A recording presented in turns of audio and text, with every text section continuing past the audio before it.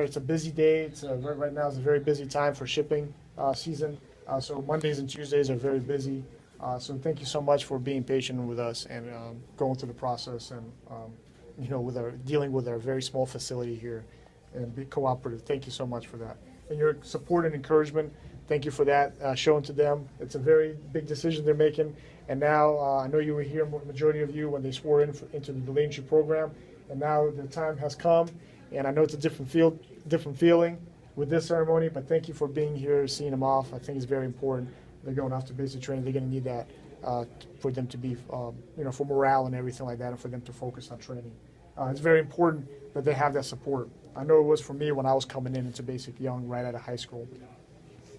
So, and if you have also served in the past or previously served, thank you so much for your service too. Really appreciate that. And for the recruits about to become recruits here in a second, thank you for your decision. I believe that it's a very wise decision. I myself have 12 years in, so between enlisted and an officer, and I've grown, personally, professionally. I've visited many different places, worked with many different people. I'll tell you what, there's sacrifices, but it's a very rewarding career, and the benefits are great.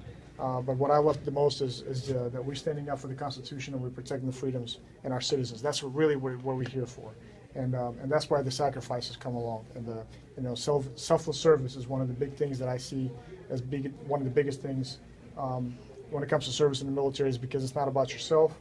It's about your person to the left and person to the right and the citizens that you protect. Okay, and you're going to be going around the world.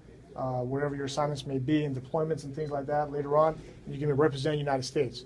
And the citizens are going to be looking upon you to do a job honorably and honestly. All right? So it's a big responsibility, but you're a very small percent. 1% of the population serve. So it's definitely a lot of commitment and a lot of dedication that goes along with it, a lot of responsibility. A lot of long hours, but I guarantee you, I tell you, it's going to be very rewarding too. All right. So a couple of things I want to say is when you get to basic training, have fun most importantly. Don't take anything personal from drill instructors. Drill instructors, they're going to prepare you for the job that you chose to do. They're going to build upon your character that you have right now, which to me, it speaks very loudly, you standing in front of me today. And it's a big reflection upon the family members here that, was part of your lives and instilled those values and the patriotism.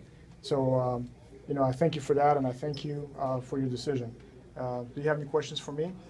No, sir. The other one thing I want to say is get rest on the way there, because it's going to be a long day for you, administratively wise, before you hit the bed, and then waking up early tomorrow. And the other thing is strive for high standards. Okay, don't just shoot for the minimum. If you do those things and make great relations while you're in basic training, you'll be just fine. Okay. All right. I have a couple of questions I need to ask first before I move on to the swearing. The first one is: have you all been briefed, and do you understand the DoD applicant briefing on separation policy and restrictions on personal conduct in the armed forces? Yes, sir. Have you all been briefed, and do you understand the UCMJ Articles 83, 85, and 86? Yes, sir. And at this time, do you have any questions to me in regards to your enlistment, reservations, or any reluctance? No, sir. All right, we'll go ahead and proceed. Room, attention! Please raise your right hands. Repeat after me. I state your full name.